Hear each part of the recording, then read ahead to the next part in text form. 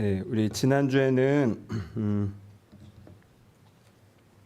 이제 우리 계속 산상설교 이야기하고 있어요. 예수님께서 산 위에서 이제 몇천 명이 되는 사람들에게 이렇게 엑기스를 모아서 집중해서 가르치신 그런 내용인데, 그래서 산상설교는 사람 됨됨이의 과정이라고 이렇게 말씀드렸고, 그 사람 됨됨이의 과정은 겉으로 뭘 했냐 안 했냐가 아니라 내 마음 씨부터 정직하게 진솔하게 여기서부터 마음에서부터 어떤 변화와 참된 것을 이끌어가는 것, 이 과정이라고 말씀드렸어요. 특별히 지난주에는 악을 이기는 방법에 대해서 나눴었죠. 지금 눈은 원래 구약 성경에, 예수님 당시에도 구약 성경에 있었으니까 이제 구약이라고는 표현하진 않았죠. 유대인들은 눈은 눈으로 이는 이로 갚으라라는 그 율법이 있었는데, 이것의 본래 의미는 뭐다? 본래 의미는 지나친 복수를 하지 말아라. 딱 너가 피해를 입은 만큼까지만 해야지 그 이상으로 해치지 말아라 라는 게 원래 율법의 취지였다. 그런데 이 본래의 취지는 점점 사라지고 왜곡돼서 사용되는데, 어떻게 사용됐냐면 당한 만큼 꼭 갚아라 이런 식으로 이제 이해를 하는 거예요. 복수를 정당화하는 근거로 율법을 사용하는 경우가 이제 더 많아졌죠. 그래서 예수님은 이 법의 본래 취지도 잘 아셨지만 한 발 더 나가서 말씀하세요. 율법은 이는 이로 눈은 눈으로 이렇게 갚으라라고 하지만 나는 너희에게 말한다.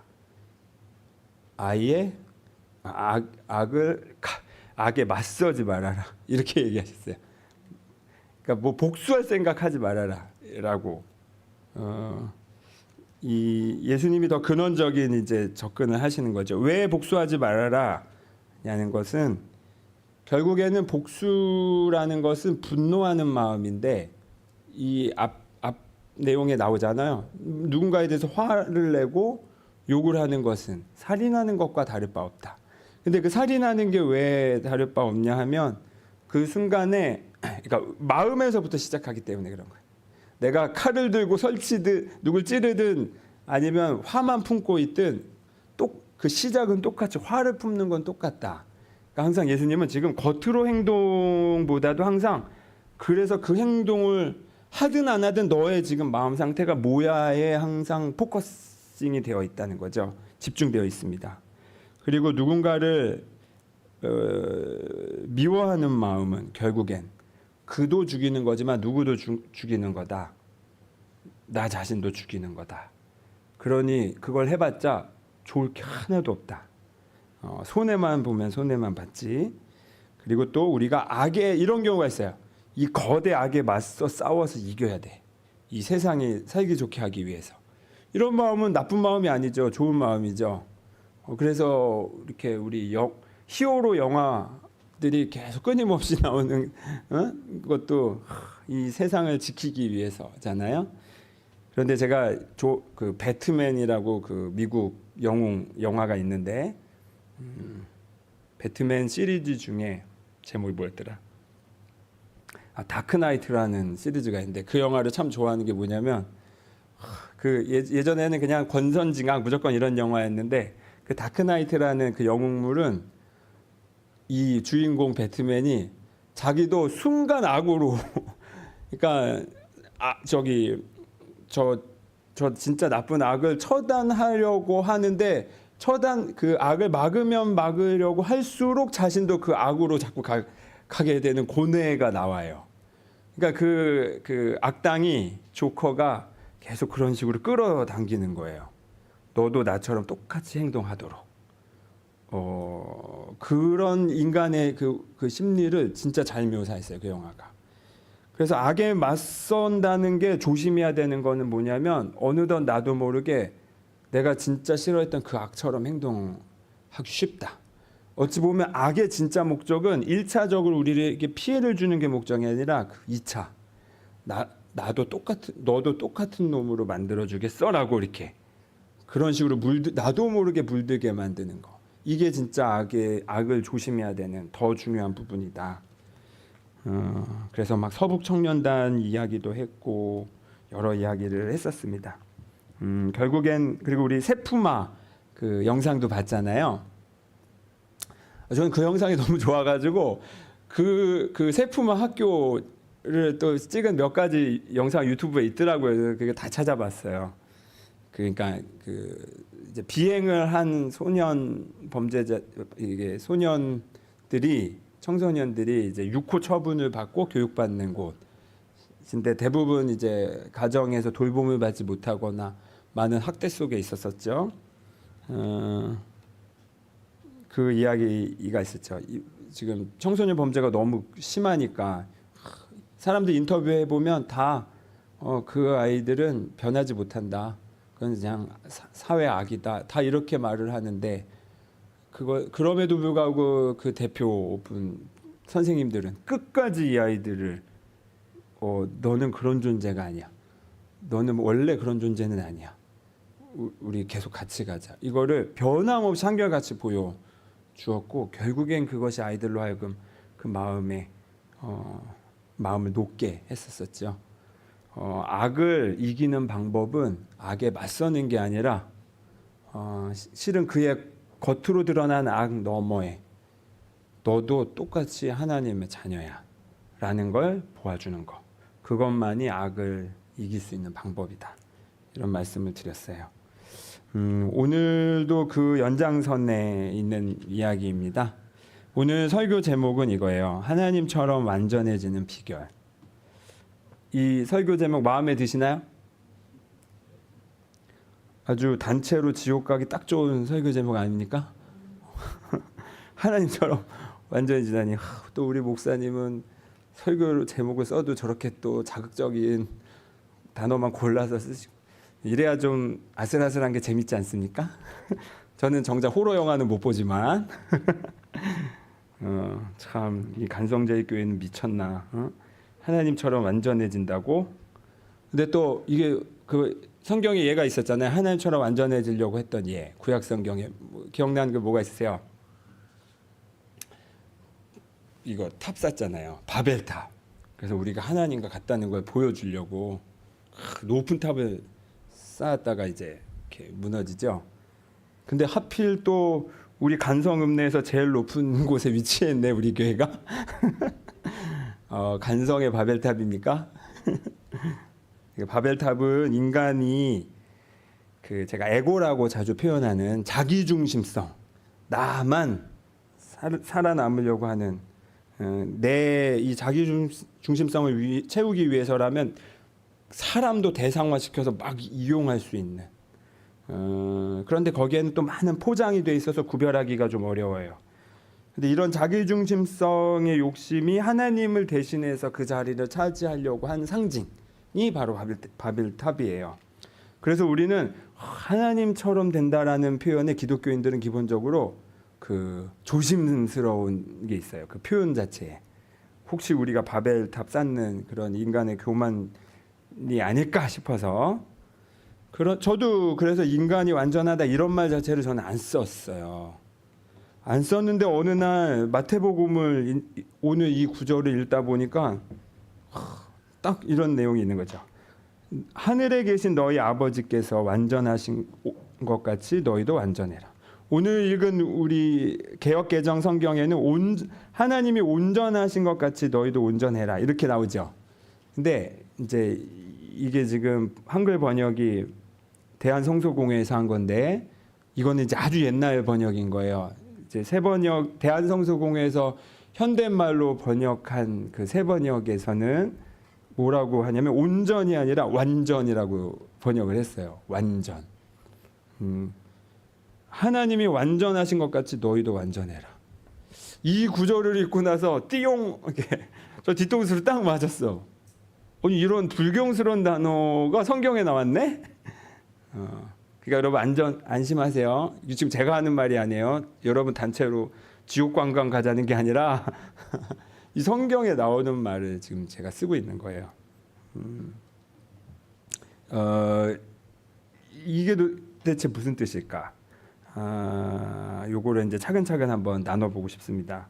근데 오늘 예수님의 이 가르침은 원수를 사랑해라. 이 표현 교회에서 제일 많이 듣는 단어죠. 원수를 사랑해라.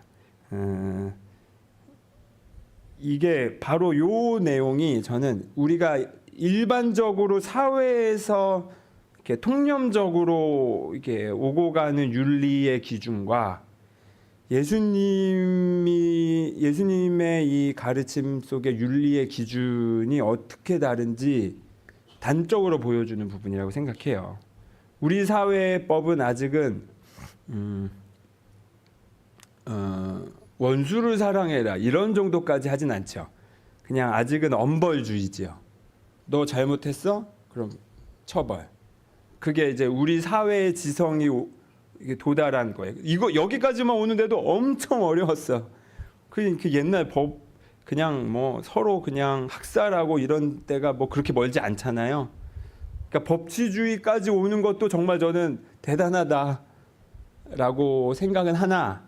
그런데 예수님이 말씀하시는 거는 그런 법치주의에 기반한 벌을 주는 거가 아니라 원수를 사랑해라라는 이 윤리까지 가는 거, 이 기준까지 가는 거예요.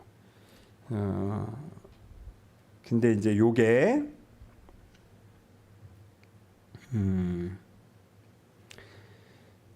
여러분 잘 하고 계시나요? 나에게 해를 입힌 사람에게 내가 피해를 입었다라고 느끼는데 그 나에게 피해를 준 그 가해자나 혹은 가해 사건에 대해 상황에 대해 나의 기억에 대해 여러분 얼만큼 그것을 이해하고 용서하실 수 있나? 그런데 예수님이 이제 요걸 말씀드리고 싶어요. 야 이거는 예수님 착하시다. 어떻게 이런 말씀까지 하시나? 예수님 짱. 그런데 나는 아니야. 우리가 의뢰 이 구절을 대할 때마다 자연스럽게 마음의 내 포지션을 딱 그렇게 정하지 않았나? 예수님은 그러시니까 대단하셔. 나는 아니야. 이렇게. 그래서 나는 아니야 하고 이제 싹 도망가려고 하는데 예수님이 마지막 48절에 도망가는 우리를 다 붙잡아다가 다시 이렇게 끌어다와서 하나님이 완전하신 것 같이 너도 완전해야 돼. 라고 도망가는 우리를 지금 다 잡아놓으신 거예요. 요 구절이 저는 요 내용이 예수님의 전체 가르침에서 예수님의 전체 가르침의 핵심은 이거잖아요. 너희 모두 우리 모두 하나님의 사랑받는 자녀다. 그리고 그래서 하나님이 사랑이시든 너희도 사랑하는 게 마땅하다. 요거예요. 내가 사랑받음을 알고 너희도 사랑을 하는 게 우리도 사랑을 하라는 게 예수님 가르침의 핵심이에요. 그런데 지금 그 사랑의 기준이 어느 정도냐? 내 좋아하는 사람만 사랑하는 거는 아니라는 거예요. 지금 예수님의 기준은 너가 싫어하는 사람, 심지어 원수까지도 사랑하는 것. 그거까지가 예수님이 지금 요구하시는 우리 인간상이에요. 근데 이게 이제 너무 힘들잖아요. 다만 확실히 말씀드리고 싶은 건 이거예요. 우리가 원래 그런 적이 없는데 원수를 사랑해 본 적이 없는데 그게 도달하기 어려운 목표, 항상 목표는 높게 잡으라고 해서 예수님도 그냥 그렇게 말씀하신 것처럼 생각하고는 도달한 적 없는 목표를 향해 가라는 건가? 이게 아닌 거야. 원래 우리는 그런 상태였다. 원수라는 개념 자체, 하나님에게 원수라는 개념이 없고 예수님에게 원수라는 개념이 없듯이 우리도 본래 그런 정도의 사랑을 하는 존재인데 우리가 살아오면서 우리의 상처나 아니면 대물림된 트라우마나 그리고 거기에 갇혀 있는 우리의 두려움이 내가 원래 그런 사랑을 하던 존재라는 걸 잊어버리게 만든 거예요. 그리고 까맣게 난 그런 적 없어. 난 그런 사랑은 내 몫의 영역이 아니야 라고 나도 모르게 이렇게 쪼그라들어서 이렇게 소심한 사랑을 하게 있는 게 나라고 생각하고 있었던 거죠. 근데 그게 본래 내 모습이 아니라는 거. 그러니까 출발점이 다른 거예요. 우리는 원래 그런 사랑이 한 적이 없는 목표를 향해 가는 게 아니라 원래 그런 사랑을 하던 존재인데 하나님 자녀라는 단어가 그런 거예요. 그런데 우리가 잠시 그걸 잊어버린 것뿐이다. 시작점이 다른 겁니다. 여러분의 사랑은 어디까지십니까? 여러분의 사랑, 우리가 그동안 해왔던 사랑. 저 1차원, 2차원, 3차원 아시죠? 1차원은 뭔가요? 선. 그리고 2차원은 면. 이게 물리에서 하는 말이에요. 3차원은 이제 높이가 생기면서 공간이라고 해요. 만약에 1차원, 이 선의 수준에서 성공한다는 건 어떻게 되는 거예요? 길이가 길어지는 게 성공하는 거고, 2차원에서 성공한다는 건 이 면적이 좀 더 넓어지는 거. 우리 집이 15평에서 32평으로 넓어지면 성공한 거 아닙니까? 3차원에서의 성공은 뭘까요? 내 지위가 높아지는 거라고 볼 수 있죠. 높아지는 거니까. 자, 이번에는 이 사랑이라는 거를 차원에 대입해 봐요. 1차원의 사랑은 뭐라고 할 수 있을까요? 지금 이 내용들은 강일상, 저의 선생님이신 강일상 목사님의 다 설명하신 거예요. 비유가 아주 좋아서 제가 지금 같이 인용하는 겁니다. 1차원의 사랑은 이렇게 표현할 수 있어요. 나만 사랑하는 거. 나만. 나라는 범위가 이 몸뚱아리에 국한돼 있어. 혹은 이 몸뚱아리가 내가 소유한 물건들까지. 그리고 2차원의 사랑은 뭐랄까? 내 편인 사람까지만 사랑하는 거. 내 가족, 아니면 내 친구. 또 한일전 축구할 때는 내 편은 어디예요? 우리 대한민국 국가대표까지만. 이게 이제 2차원의 사랑인 거죠. 2차원의 사랑일 때는 적이 있죠. 적이 있어요. 지금 한창 올림픽이니까 우리 대표팀과 맞서는 모든 국가가 다 적이야. 2차원의 사랑은 이래요. 근데 3차원의 사랑은 뭘까요, 그러면? 이제 네 편, 내 편의 구분이 없어지는 사랑인 거예요.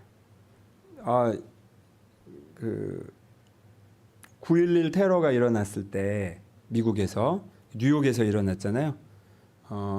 미국은 야구가 좀 유명하니까 유럽은 축구 경기하면 막 관객들끼리 막 싸움 나고 그러는데 미국은 이제 야구 경기장에서 그렇게 서로를 속 끓는 얘기를 하면서 팬들끼리 그렇게 막 비난하고 욕하고 막 이러는데 이제 뉴욕에 9.11 테러가 일어나니까 평소에는 그 뉴욕 팀을 막 욕하던 상대팀 팬들이 9.11 테러 일어나고 난 다음 경기에서는 그 뉴욕 시민들을 향해서 막 응원해주고 막 이랬어요.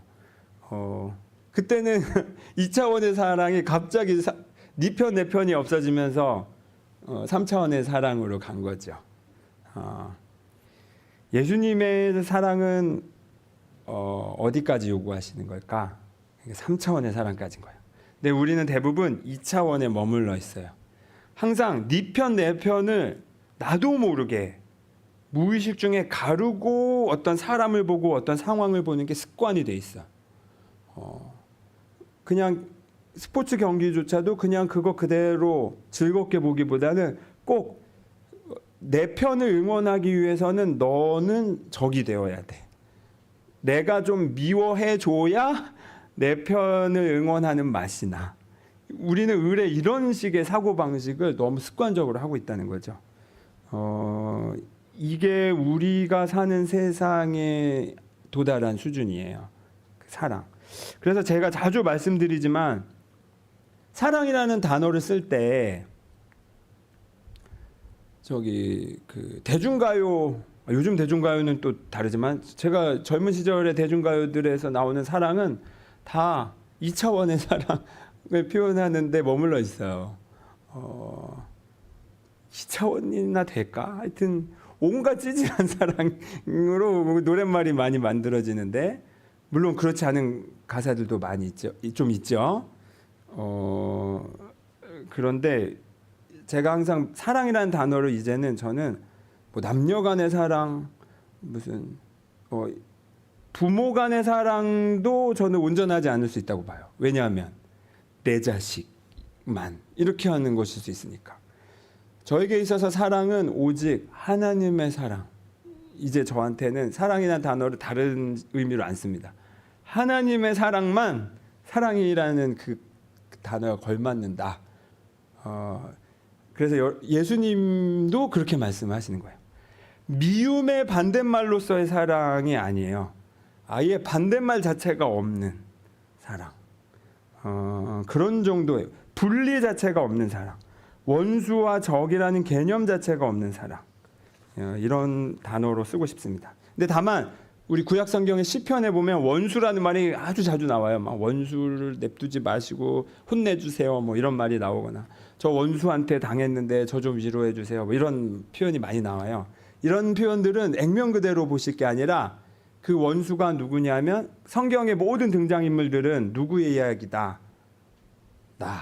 나의 한 측면이 그런 상징으로 나오는 거다라고 읽으시라고 했죠. 그래서 원수란 단어가 나오면 내 안에 내가 하나님 자녀됨을 가로막는 모든 생각들과 모든 경험들이라고 생각하시면 돼요.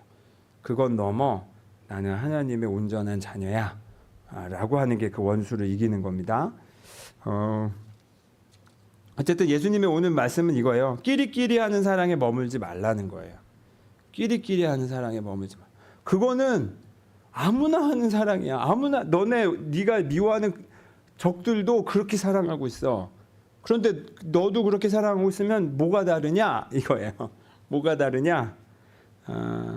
내 동양 사람만 챙기거나 특히 우리 기독교인들에게 있어서 이렇게 특징 중에 하나가 뭐가 있냐면 특히 교포 사회에서 교포 사회는 그러니까 우리 동포 해외의 동포 사례는 그 한국인들 한인촌에는 특히 기독교 신앙으로 모인 커뮤니티가 강하다고 해요. 그래서 처음 외국에 나가서 살 때 내가 기독교인이 아님에도 불구하고 한국인들을 만나고 어떤 정보를 도움을 얻으려면 어쩔 수 없이 교회를 나간다는 거예요. 한편으로는 기독교 선교돼서 참 좋다라고 할 수 있지만 저는 한편으로는 좀 쓸쓸함이 있더라고요. 꼭 교회 나가서만, 그러니까 마음에도 없는 행동을 혹시 나 하는 거라면, 우리 오히려 기독교인으로서 교회에서만 서로 도움을 주고받기보다는 내가 그리스도인이기 때문에 교회 밖에서 차별 없이 모두가 그 혜택과 사랑과 은혜를 누리고 살 수 있도록 그 방법을 같이 찾았으면 더 좋았을 것을 그냥 교회 출석하게끔 하는 수단으로서 그게 혹여 악용되는 경우, 혹여 그렇게 오해되는 경우가 있지 않나 한번 반문해 보게 되더라고요. 요겁니다. 우리가 그리스도인이라고 하면 이조차도 개토화돼서 우리끼리끼리가 아니라 나는 하나님의 사랑을 거저받았기 때문에 내가 받은 이 사랑을 한 명이라도 더 차별 없이 누구에 대한 혐오 없이 기꺼이 나누기로 마음먹은 거. 물론 그게 완벽할 수는 없죠. 당연히 팔이 안으로 굽는 게 무조건 잘못됐다고 저는 생각하지 않아요. 다만 고민은 마음의 씨앗을 남겨두자는 거예요. 이게 우리끼리만 이렇게 누릴 것인가? 모두에게 이게 어떻게 하면 똑같이 전파될 수 있을까? 라는 그런 책임감을 가지고 팔이 안으로 굽더라도 이 혜택을, 이 사랑을 모두가 경험하려면 어떻게 해야 될까라는 그 씨앗은 가지고 살자. 적어도 그런 사람을 보고서야 하나님이 계시다면 저런 사람 통해서 있는 거구나라고 전해지지 않겠습니까? 기독교인들이 끼리끼리만 하면 자기네들끼리만 저렇게 사는구나라고 하겠지만, 그래서 오늘 우리 교동문에서 우리 그 마지막 구절에 있었잖아요. 우리가 세상에 하나님을 모른다 하더라도 우리가 서로 사랑하면 그 사랑하는 걸 보고 하나님을 안다. 아주 정확한 말이에요. 정말 아주 정확한 말이에요. 그러니 예수님이 사랑을 이렇게 강조하신 이유가 당연하다고 생각합니다. 하나님을 믿어라라고 할 게 아니라 그냥 여러분이 사랑을 행동하면 되는 거예요. 그리고 하나 더 말씀드리고 싶은 게 있어요. 우리가 원수를 미워한다면서 이렇게 총이나 칼을 들고 나는 설치지는 않으니까 원수를 미워하진 않아라고 하지만 우리 안에 이런 게 있어요. 은근히 비아냥거리는 게 있어요. 은근히 누군가를 혐오의 말을, 차별하는 말을 하는데 이게 나도 모르게 이미 너무 습관이 돼 있어서 나도 모르게 하는 행동들이 있어요. 제가 예전에는 풍자 하는 거, 특히 정치에서 많이 하죠. 풍자는 민중의 언어라고 해서 권력자들에게 대들 방법이 없으니까 풍자를 통해서라도 하는 방법이니까 아주 괜찮은 방법이라고 생각했어요. 그런데 어느 날, 그래서 저는 풍자도 뭐 그렇게 나쁘다고 생각하지는 않는데, 그런데 어느 날 제 안에 뭘 봤냐면 이 풍자하고 비아냥거리고 있는데 실제로 그 정치인이 나쁜 행동을 했어. 그래서 비아냥거리고 있는데 그 비아냥거리고 있는 내 마음 상태를 보니까 무슨 상태였냐면 나는 피해자야 라는 이 생각이 되게 강하게 있더라고요. 나는 피해자니까 제 가해자인 저 정치인 저 사람을 향해서 내가 비아냥거리는 건 정당해 라고 하고 있더라고요. 그러니까 내가 피해자야라는 의식을 내가 못 벗어난 거예요. 그거는 하나님의 자녀의 상태는 아니거든요. 그래서 그 다음부터 제가 비아냥거림을 조심해요. 그거는 내 스스로 나를 하나님 자녀에서 멀어졌다라고 스스로 인정하는 꼴이니까. 그래서 이러면 야, 풍자도 못하고 살아 좀 갑갑할 수는 있는데 그건 여러분의 선택이에요. 한번 잘 생각해 보세요. 내가 어떤 자리에서 그 말을 하고 있는지, 어떤 정체성에서 그런 생각을 하고 있는지는 조금만 생각해 보면 어렵지 않으실 거예요. 오늘 예수님이 원수도 사랑해라 라는 그 근거로 하시는 말씀은 이거예요. 하나님은 선한 사람에게나 악한 사람에게나 고르게 어떻게 한다. 비도 내리시고 햇볕도 비춘다. 우리가 생각하기에는 착한 사람은 복 받고 악한 사람은 벌을 받는데, 그래서 벌 받는 게 뭔가 길을 걷다가 벼락을 맞던가 아니면 하던 일이 망하거나 뭐 그 자식이 3대까지 저주를 받아서 뭐 일을 안 풀리거나, 우리가 이런 거를 하나님이 계시다면 이러겠지라고 의뢰 생각하는 면이 있어요. 그러면 자꾸 하나님을 오해하는 거예요. 하나님은 그렇지 않아요. 선한 사람도 저희 어머니 진짜 집안에서 인정받을 정도로 착한 분이셨는데 가족이 인정해 주기는 되게 어렵잖아요. 근데 40도 못 되셔서 병 얻으셔서 돌아가셨어. 또 선한 사람이 오히려 억울한 일 당해서 피해만 입는 일들도 적지 않이 많아요. 그럼 여기서 하나님의 정의는 도대체 어떤 방식으로 작용하는 거야를 묻게 되죠. 근데 이 질문 자체가 계속 선한 사람에게는 뭔가 더 나은 걸 줄 거야 라고 우리가 자꾸 하나님을 전제하니까 그런 식으로 그런 질문이 생기는 겁니다. 오늘 예수님은 말씀하세요. 하나님은 가르지 않는다요. 가르지 않는다. 선한 사람에게나 악한 사람에게나. 그러면 내가 굳이 착하게 살 이유가 있어? 나도 막 살래. 라고 만약에 말한다면, 제가 자주 말씀드리죠. 만약에 예수님 안 믿는 사람도 다 천국 간다면 여러분 예수님 믿겠냐고 그때 제가 반문한 적이 있었잖아요. 우리가 하나님을 따르는 이유가 단순히 그렇게 권선징악으로 신을 자꾸 생각해서 나는 살아남아야지 이런 마음으로 신앙생활하는 거는 낮은 단계의 동기다. 우리가 예수님을 따르는 이유는 지옥 가지 않으려는 그 반협박과 다를 바 없는 신앙적 동기가 아니라 내가 어떻게 살아야 될지 모르겠는데 그 모델을 예수님에게서 발견했기 때문인 거예요. 이렇게 내가 살아남기 위해선 누군가를 공격할 수밖에 없어. 삶은 원래 그런 거야. 라는 믿음이 이 세상의 믿음이잖아요. 그런데 아니구나. 같이 살 수 있구나.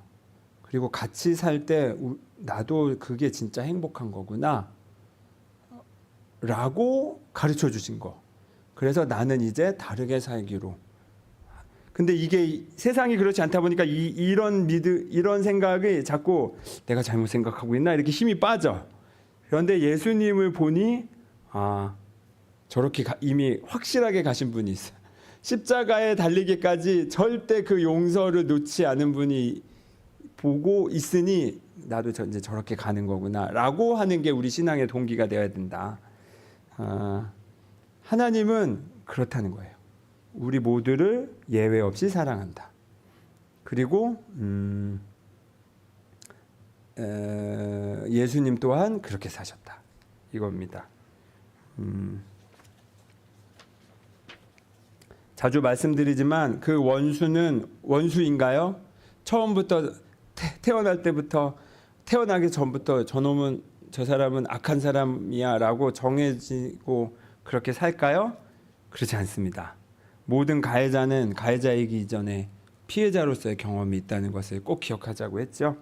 그래서 모르고 내 맘대로 오해하고 해석하고 내 맘대로 선입견으로 대하면 그 사람은 내가 미워하는 게 정당한 것 같지만 우리가 있는 그대로 보고 알게 되면 그도 상처가 있었구나를 알게 되면 사랑하게 된다라고 말씀드렸어요. 오늘 예수님이 말씀하셨어요. 하늘에 계신 너희 아버지께서 완전하시든 너희도 완전하라.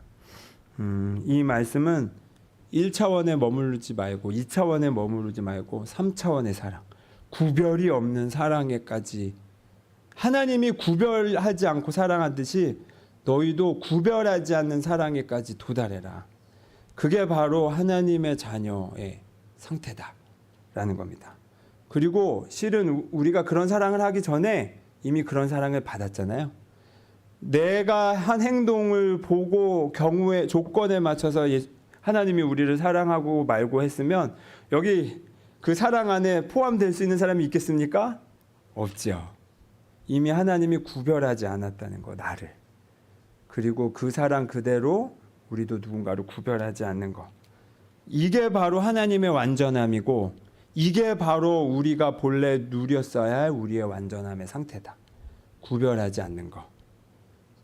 너와 나를, 선과 악을 구별하지 않는 거. 내가 여전히 나의 본질은 하나님의 사랑이라는 거.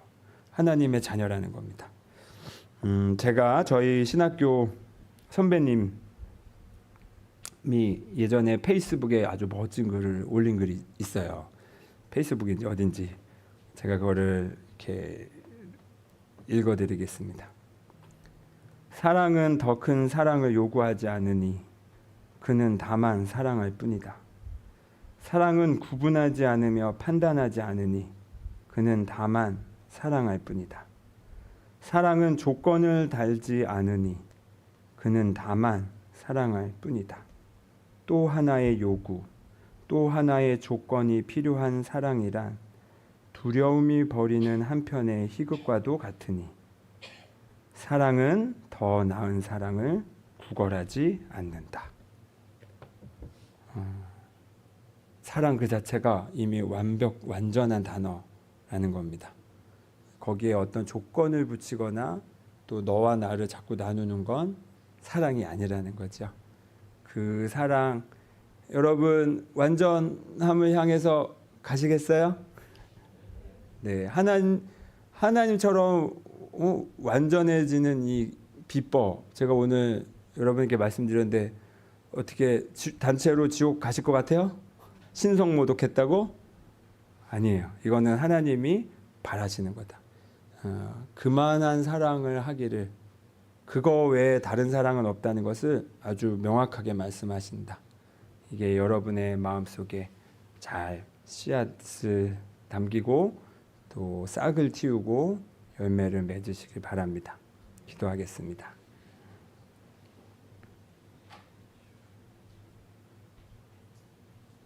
사랑은 더 나은 사랑을 요구하지 않는다니 참 다행입니다. 하나님의 사랑이 이미 우리를 완전하게 감싸고 있습니다. 그런데 우리가 자꾸 그것을 잊어버리고 사랑의 자격과 조건을 붙이게 됩니다. 그리고 누군가를 향해서도 조건적인 사랑을 요구하게 됩니다. 누군가를 향해 조건을 말할 때 그때 그 순간에 나 또한 하나님의 사랑이 조건적인 사랑인 것으로 오해하게 됩니다. 이런 우리를 불쌍히 여기시고 하나님의 사랑이 변함이 없음을 우리가 잊지 않게 도와주십시오. 하나님이 완전하시듯 우리도 완전한 사랑을 하겠습니다. 그리고 그 길을 감에 있어 잠시 멈출 수는 있어도 되돌아가지는 않겠습니다. 주님의 사랑이 이미 우리를 그렇게 완전하게 감싸고 있기 때문입니다. 그 사랑에 감사드립니다. 예수 그리스도의 이름으로 기도드립니다. 아멘.